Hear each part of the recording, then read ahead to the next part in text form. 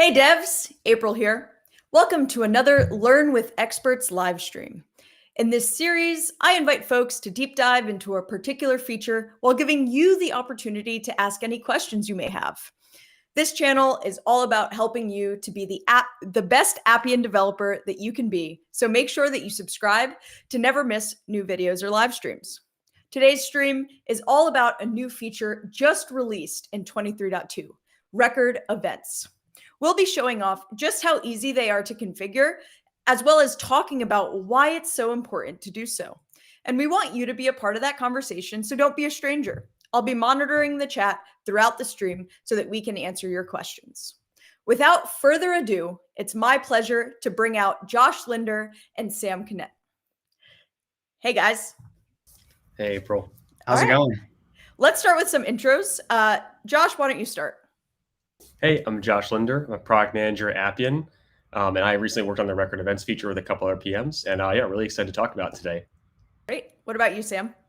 Hey everyone, I'm Sam Knecht. I'm a product evangelist here at Appian, and I've been developing for just over a year now. And I'm very, very excited to be here today. I'm looking forward to this live stream. Great. Let's jump right into it. Sam, why don't you just set the stage? What is the use case that we're just going to be building on talking about today? Absolutely. So today we're going to be talking about proposals, so company proposals. And so what I mean by this is when somebody at a company has an idea, sparks an idea, they have the way and the ability to submit a new proposal. And so here you see that we have tons of different proposals lined up. You can kind of click into any of those. So let's go ahead and click on this one I made earlier. No Work Fridays, an idea that I'm a big proponent of. I think it'd be a lot of fun to have Fridays off.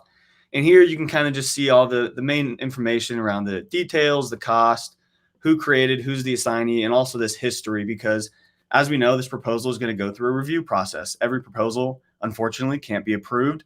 And so it's going to go through review, financial review. And it looks like, unfortunately, Josh rejected my proposal here. So I don't think we will be doing No Work Fridays this year. But that's kind of the use case that we're going to be working around today. I'm very sorry, Sam. I think our developers want more features, not less. So I decided we can't do No Work Fridays. I'm sorry. Absolutely. Right. I totally understand. Maybe next time. Maybe next time. All right, cool. So, that makes a lot of sense. And I think Appian being a process platform, a lot of our use cases have this sort of history of what has occurred, who has done what. I know the first app I ever built was all around a review process, having to send things to different reviewers, back to the initial submitter, everything like that. So great. So we have this here. So why do we need record events, Josh? What is a record event? How is it different than this? Yeah, I mean, just to build on what you mentioned, April, like not only is this really common for the applications that our developers are building, but also like this is just what people like end users expect because they see it in all of their just consumer day-to-day applications. Like on Amazon, I look at my Amazon order history and I see like a very simple way to like just view what's been going on. I'm just trying to get context. And so many of our users also want that context when they're looking at things like proposals. So we're just trying to make it, record events is trying to make that super common use case that so many of you developers are already building. We're just trying to make it easy, right? Because right now, a lot of times you're having to like hand build sale interfaces to represent the history. Maybe you want to do something more fancy than a table. That takes time. You have to trade that off against other things you want to develop for a client project. So we're just trying to bring that like more into the platform and less you have to develop by hand. So you can focus your development effort on the things that you want to focus your development effort on that are maybe more specific to that client or require specific business logic. So yeah, we're trying to help you just like meet your like customers' expectations about like a really like simple, obvious use case that we know that so many customers want and so many people are building today already. Yeah, no, absolutely. Let's jump into it and kind of show what we're talking about here. So let's jump over to the record designer and see, it looks like this is actually a whole new area, Josh. Why is this a new area versus just being like an additional thing, maybe on, one of the views or something like that? Yeah, totally. So, I mean, I think one of the pieces of feedback we've gotten is that so many developers are already building this. This is kind of a core part of what customers expect from applications, what developers are trying to build. And so what we're doing here is we're adding it to Record Type Designer as a new section that like reflects the fact that it's kind of a default way we expect people to build applications, right? If there's a record type like proposal that's like a main business entity that's going through some kind of process, you're going to want to track events for it. And so we want to create the space for you to like wrap your head around how to do that, make sure you're setting it up and just kind of add it to your like development checklist, so to speak.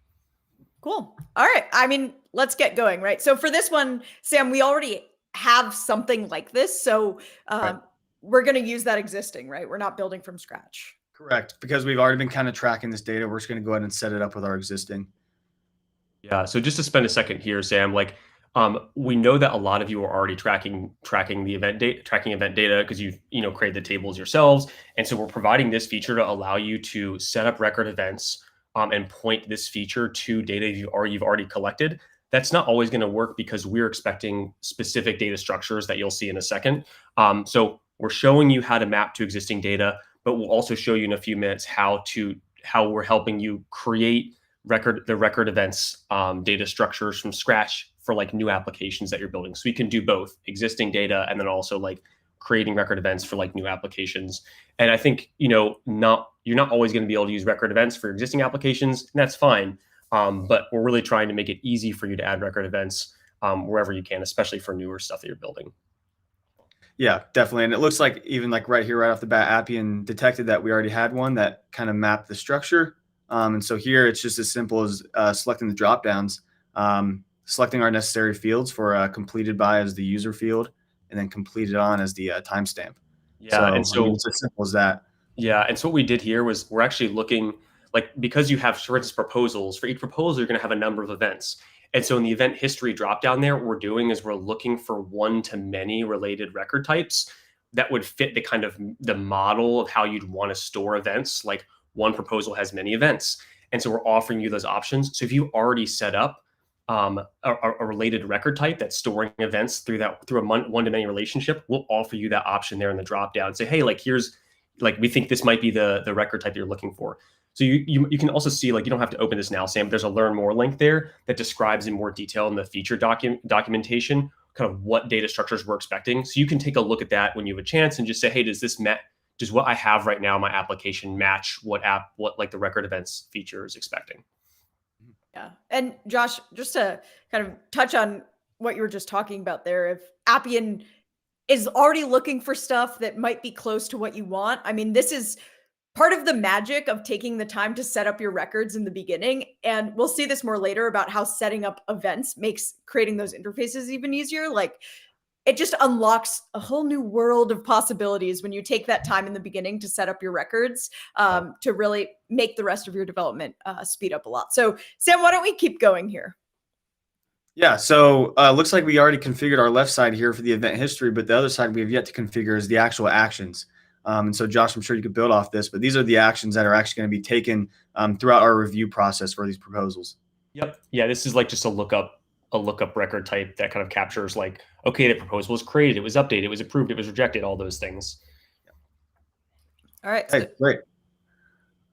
So looks like that just set up, and we are already presented with this kind of beautiful looking preview of what our data and what we can expect our data to look like. Yeah. And even this data preview right here is already like a step up from that grid that we have in the summary interface we currently have. So it's like, oh wow, okay, I'm already gonna be able to get something that looks a little bit nicer on that interface. Yeah, definitely. And I think that's a good leeway into our next idea here is let's go ahead and update that interface. Does that sound okay?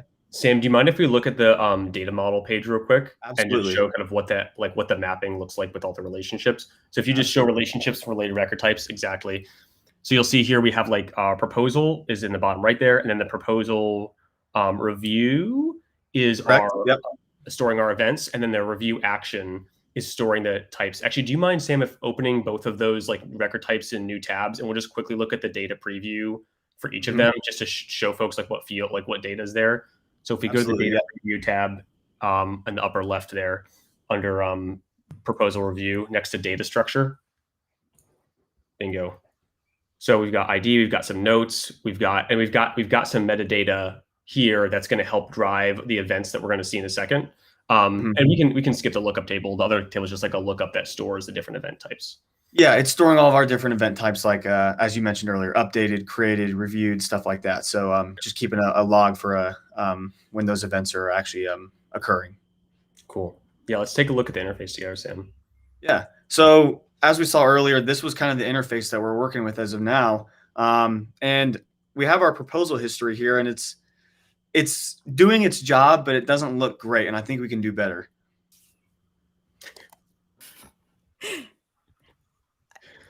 Grids everywhere. You know, I love a grid. I love a grid too. But yeah, let's spice it up. Let's spice it up. I agree.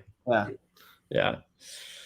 Okay, so Sam, it looks like you just went over into the palette and dragged over this new component, event history list. That's right. So, you know, it's if you have ever configured like a record action or a record backed grid or chart, it'll feel very familiar. That's one of the things I loved about using this for the first time, is it felt intuitive to me as someone who is familiar with working with records and record backed components. So Josh, maybe you could tell us a little bit about this new component and what we can expect from it. So I think the big picture for record events is we took a few minutes and set up on the record type these event mappings. And what we're doing is, as like a developer, I'm giving Appian some context about like how my record event data is stored and what the different fields in that event record type mean and kind of how everything's wired up. And then what that does, it just kind of gives me a speed boost in a couple other parts of the application. And specifically here, we're seeing the speed boost in regards to like setting up the ability to like visualize that data, make it easy for users to consume. And later we'll talk about how it impacts process models as well. But here, because Appian now knows kind of how you're storing your record event data, like I honestly, like I was going to call out Sam, like, oh, look, well, here's the part where like everything gets auto configured, but I can't because it's so darn fast. And like Sam's like, yeah, I just like chose proposal review. And then like, because Appian knew everything, you can see there, like the timestamp, user, event type name in the bottom right, those fields were auto mapped. Like the component was like automatically set up because you've already set up the mapping and kind of explained to Appian, hey, here's how my data is being stored. And so when you do just like the most basic configuration of the component and just say, hey, this is the record type that I want to like power and back this component, we just, boom, here's the field mapping, it's done. Yeah.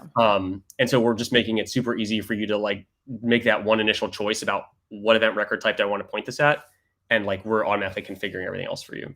Yep. Yeah, agreed. It definitely makes things super easy. All I had to do was, like you mentioned, just feed it that record object that we filled out earlier. And now I'm really just filtering our records so it applies to our specific case here. Yeah, exactly. But other than that, Appian handled the rest for me and definitely made my life a lot easier. Yeah. Yeah. Boom. It's so nice that you can just dot and the record index comes in. Oh, so nice. It is fantastic. Yeah. Cool. All right. What other configuration options do we have here for this event history list field component? So one thing I love about this is that this component is really multi-use. Like we built it for record events so you have this kind of really streamlined configuration experience, but it's very extensible. So you don't have to use record events to use this component. You can point this component at any old record type. I think, it's great because you could use it to accomplish a wide variety of use cases. Or if you can't use record events for some reason because your data is being stored a little bit differently, you know, you can still use this component, which is awesome.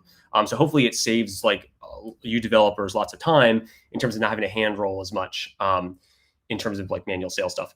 Sam, you're looking at here in the bottom, you've got the styling options. Let's look at the timeline styling together. I love this styling because it really helps. Like when you have a customer who wants to see something in more of kind of a milestone view where they really want to call out the dates and they want to see kind of the pace of activity, right? Like you can see here that 3 events happened all in the same day, right? That kind of visualization is like a little challenging to build by hand in Sail. And like, this is just out of the box now. And it's just an easy option. The same configurations, right? Heck, you can like change this on the fly, like in a customer demo, right? And just be like, hey, like, oh, you want to see it this way? Let me just click this button, right? That's the kind of ease of use we're really excited about. Yeah. And it also includes, you know, again, because this is powered by records, includes that search field for you, filtering everything on top of the component. And yeah, Josh, I remember when we were getting ready for this live stream and you told me you don't have to use record events. You could do anything with it. Like that is pretty incredible because essentially we just made a component that makes like some of the great patterns that we already had even easier to set up and use so that you can get these beautiful timeline list views going. Yeah. One other like secret superpower that I love about this, because I remember when we were designing this, we were thinking about like all the different use cases that people have. And one of the use cases that I'm personally really passionate about is like unioning data together from multiple related record types. I'm like crazy about this use case because I'm really invested in the data fabrics, like the data fabric story and record types. Like I worked on codeless data modeling, and like I'm really excited about like the power of pulling together stuff from like Salesforce and like all your different databases. And so what I love about this is that you've got proposal details, and maybe a proposal has like a bunch of like other related items. So you have like your proposal, and then you have like your proposal like documents, and then you have your proposal like votes or some other like one-to-many related stuff. And what you can do is you can point this component up to 5 record types and pull them all together. So like maybe a use case that's a little more obvious is like orders and order items. If you're doing like an order management system where like I want to see a feed of all the updates to the order and updates to all the order items as they're being like packaged and shipped and stuff like that. And so that means that like I know a lot of our developers like build a lot of times when you have a complex data structure, you're building sometimes like one view that aggregates together a lot of related information. And like those views are like really powerful for your end users. And now you can use this component to also aggregate the history together across all those related records across multiple sources. Whoa, right? Web services, databases, sales, right? Amazing. So I'm super excited about that because it just gets a really cool experience. So amazing. All right, just see what else we have in styling real quick. If we can scroll down on the component configuration. So you can see like user image style, right? Just go over. Let's see the profile pictures instead. You can see me and Sam smiling. I can see all our faces. Josh in there too. Scroll down a little bit. We also have, color schemes, user filters, component filters, all of these things we've come to know and love about easily configuring things. And again, like Sam has not touched expression mode, but I am curious, Sam, because we have our old grid. If we went into expression mode, what is the difference here between the lines of sail for the new component and that old grid we had?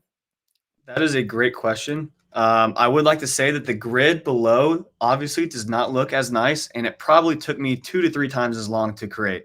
So that's one thing, but let's just take a look here. Looks like our event history list is about 30 lines of code. Mm-hmm.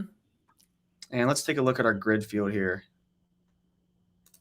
That one's closer to 70. So over double. Yeah. Nice. And it also took me maybe 2 to 3 times as long. And I think we can all agree that the event history list looks much better. Yeah. Also, the other thing about this, right, is like Appian handles really complex use cases. So wherever we can make the code easier to read, make it easier to onboard new developers, like this is another way that it's speeding up your development that you don't even really think of, right? And even also, I don't know if anyone has realized or noticed this, when you're in expression mode and you click something in an interface and it'll take you right to that line of code. Like that is another recent feature that is very nice. Anyway, where are we going next? All right, so we set this up. I realize there's one more thing here I want to mention. So like actually, Sam, if you click on the little caret next to like Sam sent proposal for finance review. Yep. So we also have got like just want to call out for folks, we have the ability to add like we have another field that you can populate here that like creates some like room for extensibility. So briefly I'll say one of the advantages of what we're doing with record events is you may have noticed, right, we generated actual record types for you to work with. We're actually giving you access to like the data structure that's storing the record events, whether we generate it for you, which we'll see in a few minutes, or you're mapping your own. You can put in additional metadata so that like if there's comments or like why did this thing happen, right? You have the power to extend the data model and collect the information you want to collect to meet like your customers' use cases. Yeah, no, it's definitely a great way just to visualize what's been going on in the process, and especially for like our use case of proposals, seeing who's approving, why are they rejecting, why are they approving, anybody's thoughts. Just it's a great way to get quick information fast and easy. All right. What's next? That was so easy. Yeah, get rid of this grid. I don't want it anymore. I'm going to go ahead and get rid of it. Great. All right. So that is taking something that you already have set up. I am sure most of you tuned in have some area of some application that could fit this use case. So, play around with it. See if it can work for you. But that's doing something that already exists. What if we are setting up something new? We don't quite yet have that logging of events that have happened. How do we set that up? Yeah. So good question, Josh. I'll lead us off here. Yeah. But so staying within our use case, obviously, let's say a proposal gets agreed upon, and we want to go ahead and move forward towards event planning. In our current case, we don't have any event record types set up yet. So, Josh, I'll kind of let you take it away here to kind of explain what that looks like.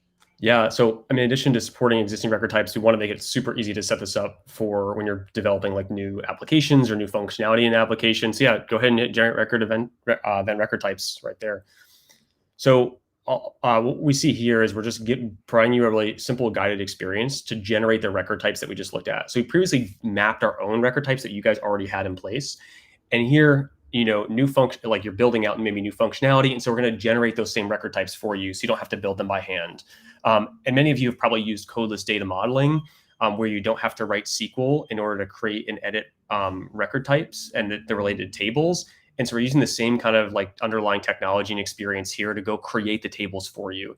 So because we can handle the tables, all the SQL stuff, you don't have to think about that. You can just focus on filling out this screen and hitting generate, and then boom, we'll take care of generating all the record types, underlying tables for you. We take care of foreign keys, right? We work across multiple different like database vendors now. So your database vendor is likely supported. So we're just trying to like make as simple of an experience as possible. So on the right-hand side, I'll just call out that like these are the two record types that correspond to the mappings we looked at earlier, right? One of them is storing the event history. So like this order was created on this date, and the event type lookup is storing the types of events that happen. And so on the left-hand side, that's where we're dealing with the types of events. And so like the types of events is actually really, I'm glad we're looking at this because it's an important topic. Like you want to make sure you have like event types that are interesting, right? You don't want to have just created and updated, like, wow, Sam updated event planning, Josh updated event planning, April updated event planning, lame, right? Try again. Let's spice it up, right, April? This is the new thing. We're spicing it up. So you want to work with your customer to think through like what is the actual business process for this. I mean, when you guys are developing, like you're collecting requirements to customer, you already know like probably at least half of the right event types to put in here. Yeah. So like Sam, what are some ideas of things that you think might be a good fit here? Yeah. So just off the top of my head, if we're talking about event planning, I'm thinking of scheduling the event, reserving the event venue, and then just, I guess, a final one that could be pretty common is closing event. So once the event's all wrapped up and done, we can close it so it's maybe not showing up on our dashboards anymore. Can we actually change the latter two where you have like the reserving? Oh, sorry. Past tense. That's okay. Yes, past tense. Past tense, yeah. Because actually, this is a great like point. Like one of the things, so this is one of the tricky things. Like as a product manager on this, I thought a lot about, can we like automate as much of this as possible, right? To make it as easy as possible. At the end of the day, this is like developers, like you guys are in the driver's seat. Like we can't automate this. I'm sorry, we really tried, but we can't do it. We need you guys to work with customers to figure out how to phrase this in a way that makes sense to them. And the past tense is important because it's going to show up in that list, and so it's gonna be like, Sam, reserve the venue, April, close the event. So we want to just think about how it's going to show up down the line. You can always add these later in the database, but it's nice to get it right the first time. Yeah. To be fair, Appian was screaming at it. So to be fair, come on, Sam. Yeah.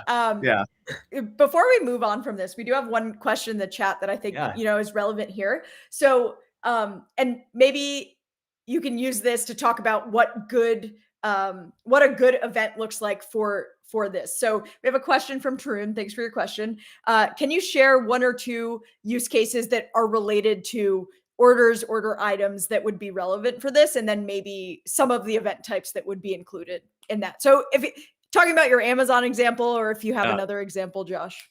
Yeah, so I think orders and order event types was one that I thought a lot about when we were designing this feature, because it's an interesting like multi-layered case. And so I think like at the orders level, you're probably going to have, if you have an order that's made up of order items, at the order level, you're probably going to have order created. You're going to have order accepted by the vendor, that like your organization that's running it. You're going to have maybe like order being assembled, order maybe order QA, order quality controlled, order shipped, and then order received by customer.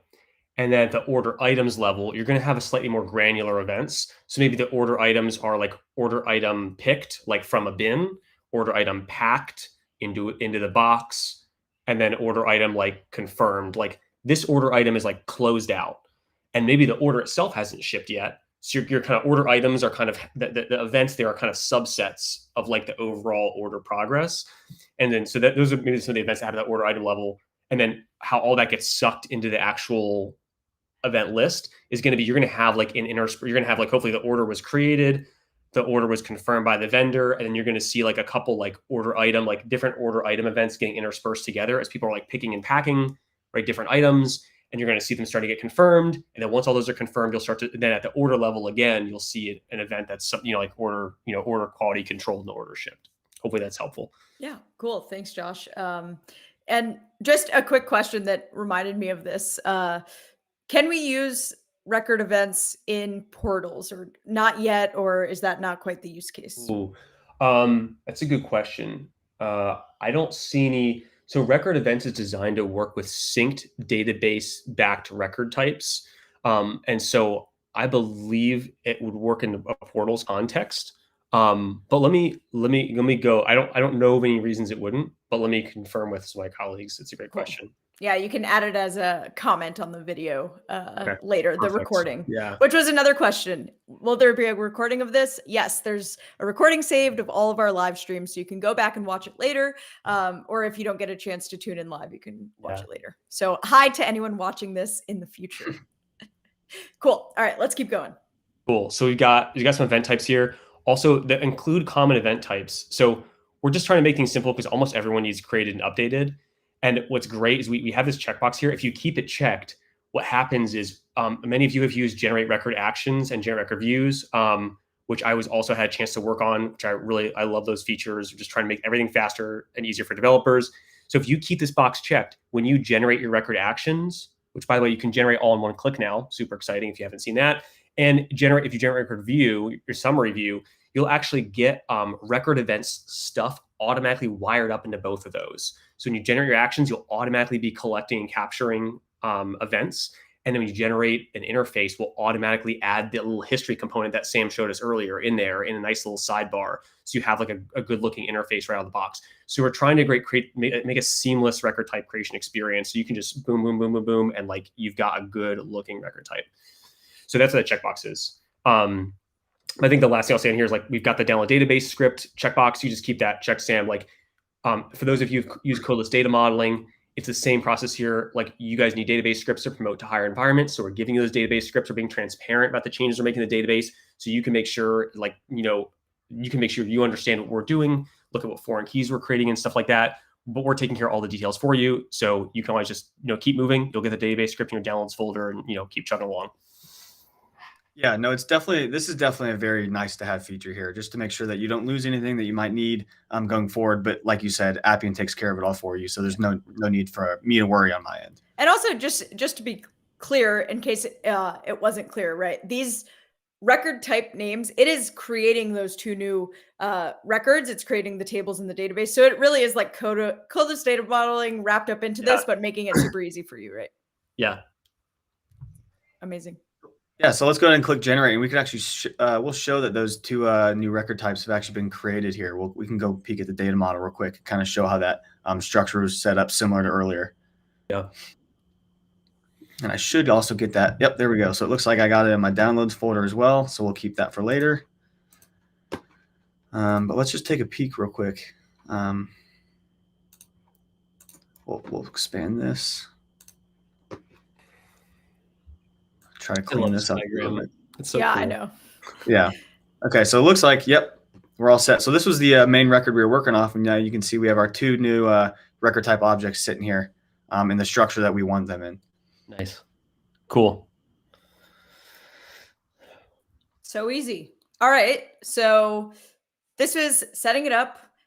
Putting this in an interface is going to be the same as we showed you for the last thing, but this makes it easier not just to make the interfaces beautiful, but to actually write the data. So how are we going to do that?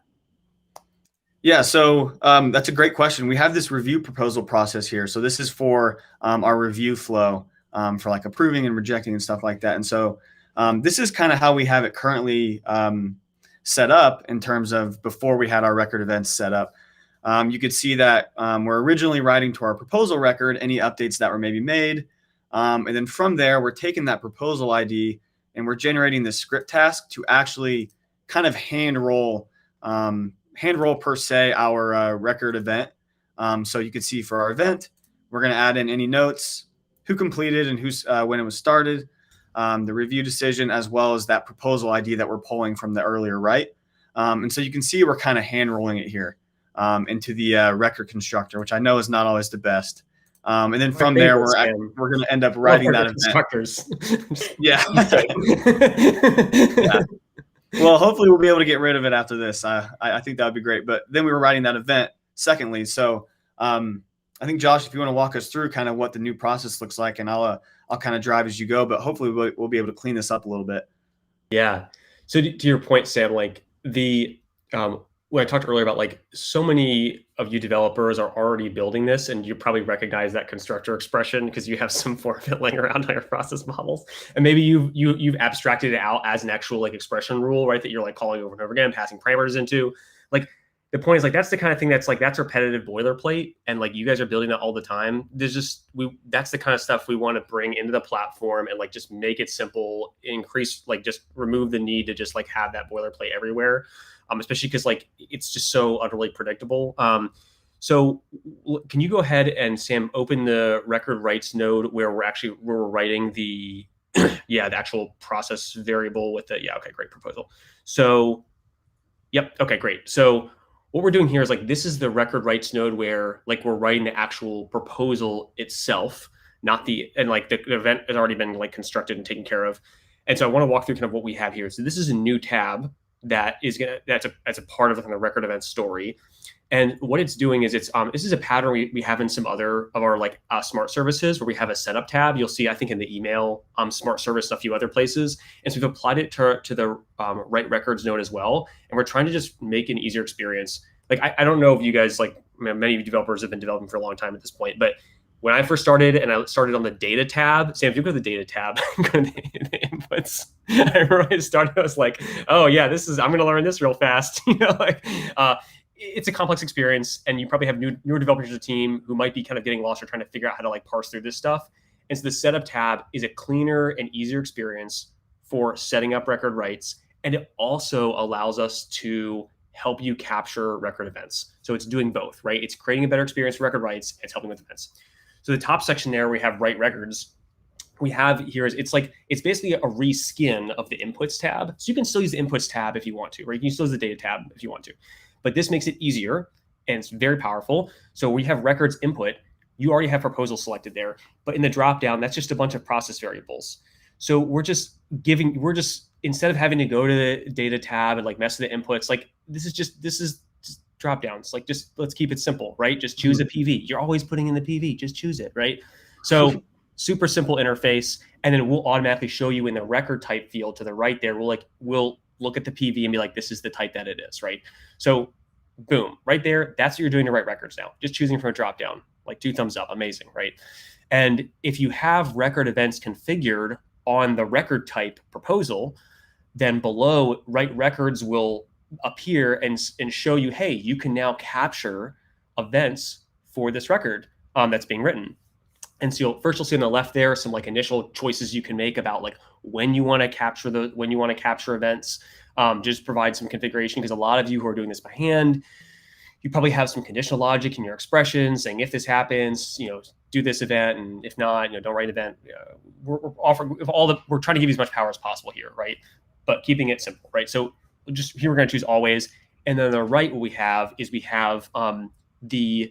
basically this is the same thing you saw earlier in the constructor, right? But again, let's do it the easy way. Like please, let's make drop downs, right? So and some of the stuff is pre-filled, right? So the event type, these are the event types that we entered earlier. So we can just choose one, Sam, whatever you think makes sense here. Great. And then user, we've pre-populated for you with process initiator. And again, just using human readable language instead of PP initiator, right? Because that's commonly what you are configuring from the feedback we've heard. timestamp now. This is the runtime logging. This is just, now parentheses. And then notes. Notes and Knecht Reviewer. Sam, this is a great example of how you extended the data model for events to like store additional metadata about the event. And because you extended the data model, we automatically detect what other metadata you want to collect and give you an opportunity to collect it here. So you can actually, and here in this case, like you can just choose a PV, awesome, because you may already be tracking it, right? Or you can use all of these fields are expressionable, right? So this is great because you have you're sitting at your desk, you're just banging out process models, and you can just like drop downs.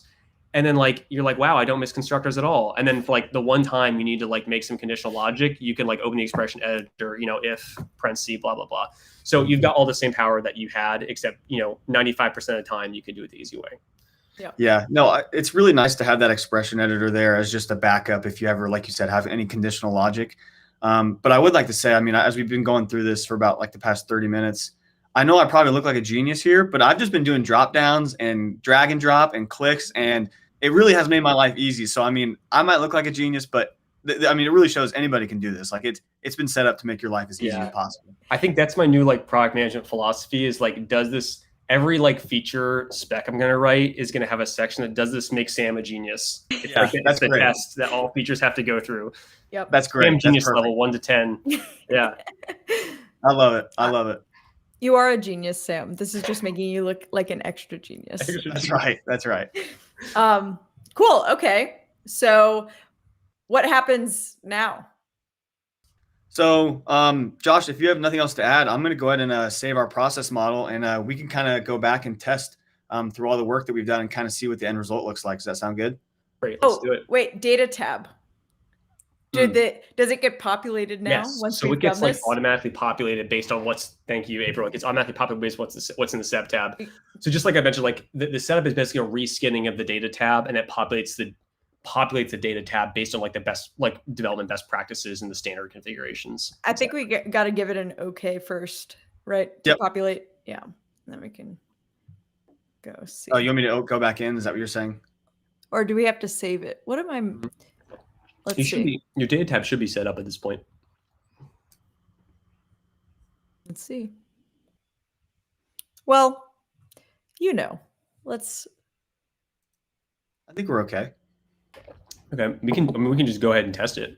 I did want to point out that we no longer need these objects, which is great. We can get them out of there. Kind of cleans up the process model a little bit. I did want to save this. So sorry, April, I might have missed it. You were saying get me to save this and then open up my data model here, or my data tab? I wanted to see if those inputs got populated on the data tab, but not sure what's happening. Records updated.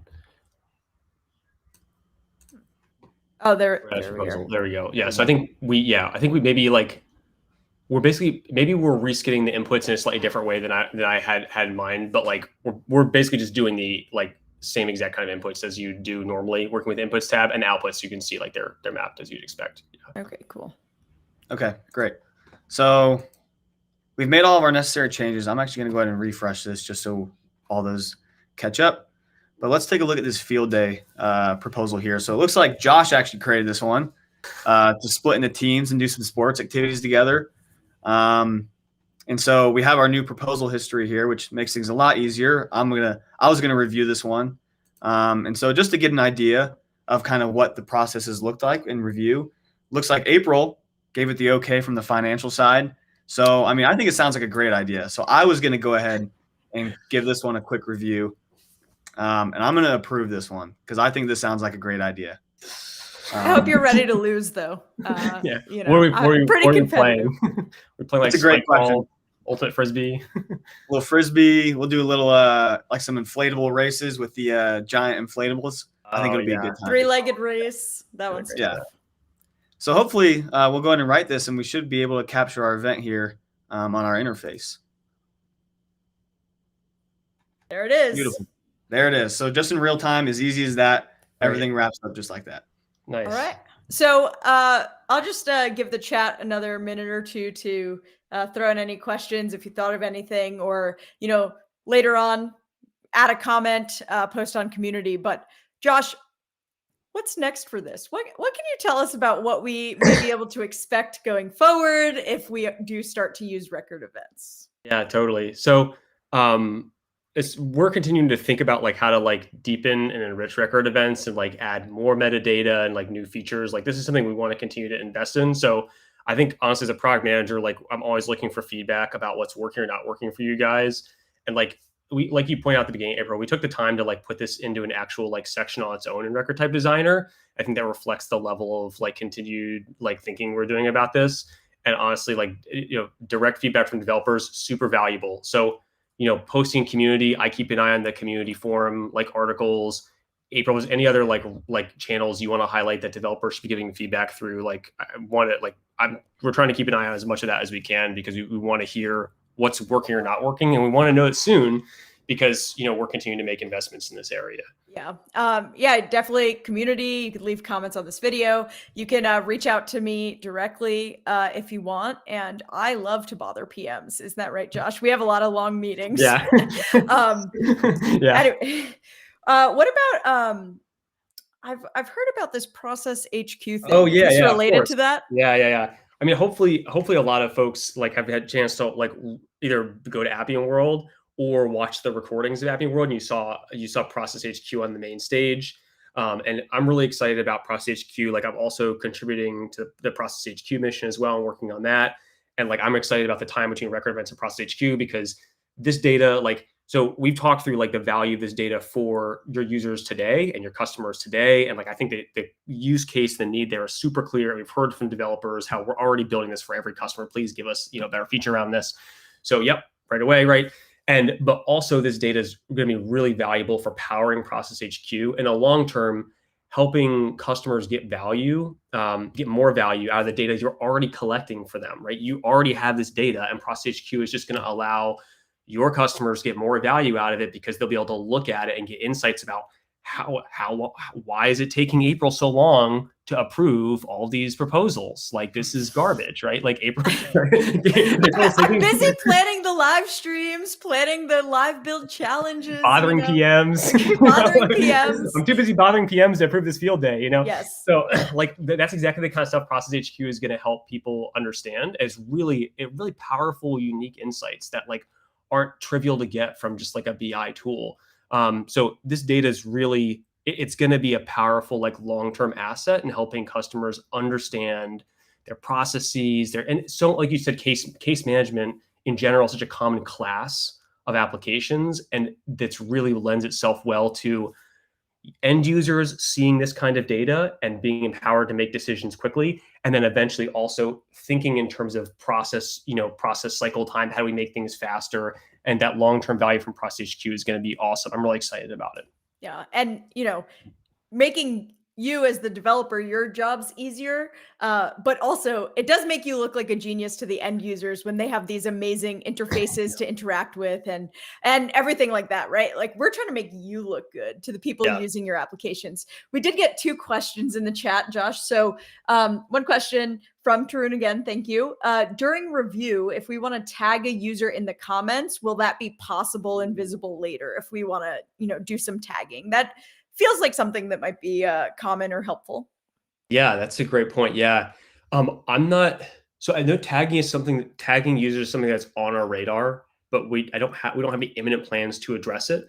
But I'm really glad you brought it up, Tarun, because it's a good example of how like, I'm glad you flagged the intersection between, because this something's been on our radar, but it becomes more interesting and powerful in the context of like that we're adding platform support for events. So I don't have an imminent answer, but thank you for bringing it up. And like, I'll make a note on the use cases that we're tracking that would be a valuable addition here. I think it's a really good point, especially because like you showed, Sam, you can track things like notes and comments that are associated with events, where it's just a natural place to tag users.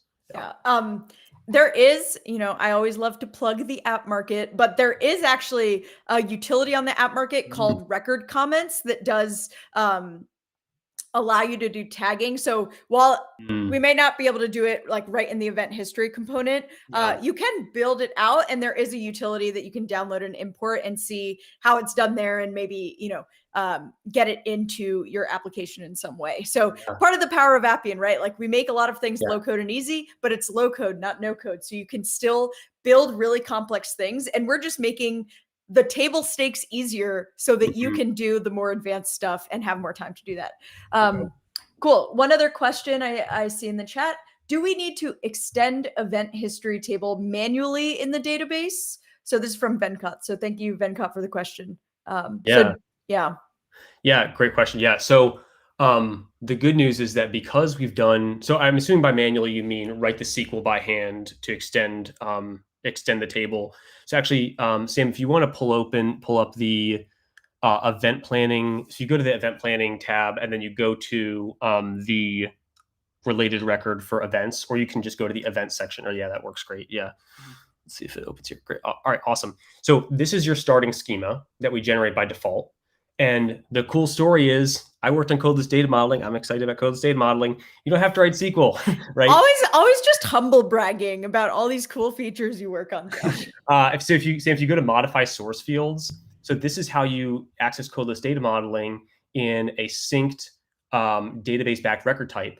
And so here you can just extend your data model using this. If you click the plus button under event type ID down at the bottom there, bingo, insert a new row, name it comments, and then under text, click the text drop down, and then choose like let's see. Oh yeah, click the long text checkbox. Yep. Boom, you're up to 4,000 characters. Click save changes.